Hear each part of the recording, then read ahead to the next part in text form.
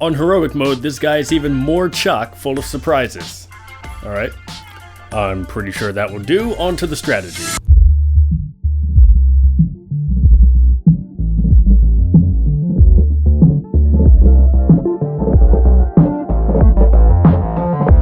Morchok is the first boss in Dragon Soul, and as such is likely the first heroic boss you will defeat. You'll be happy to know that on heroic he is not too difficult and shouldn't be much of a challenge. On heroic mode, Morchok has around 90 million HP and does spawn one ad. Kind of. At 90% health, he will split in two and spawn Core Crumb, a copy of Morchok. You'll want to bring 2 tanks, 6 healers, and a balanced mix of DPS.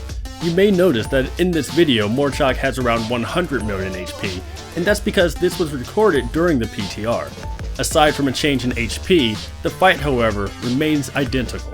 On heroic mode, Morchok himself has no new spells. However, at 90% health, he will split himself in two, spawning a copy of himself called Kolkrum. This copy uses all of the same spells that Morchok does, but on a slightly delayed timer. One important note is that on heroic mode, Stomp places a debuff on all players it hits that increases their physical damage taken by 100% for a short duration. This means any player who eats a Stomp from both bosses will most likely die. Because of this, your raid will need to spread both bosses out. As you can imagine, the strategy is quite simple.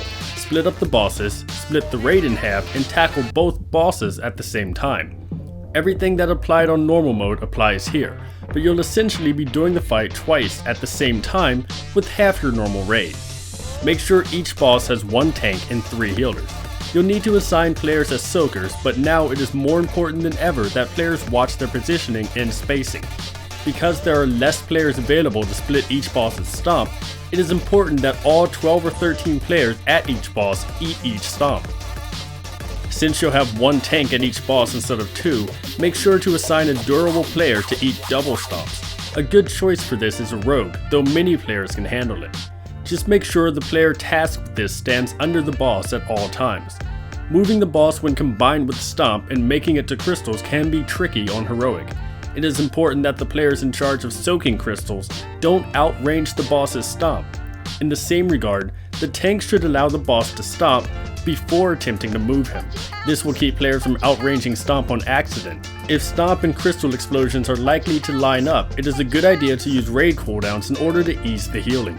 Phase 2 still behaves the same, so the raid will need to run out of the black blood and find cover behind the stone spikes. Once the phase has ended, return to doing the boss as usual. Overall, this is a very straightforward fight on heroic and will not be much trouble for most guilds.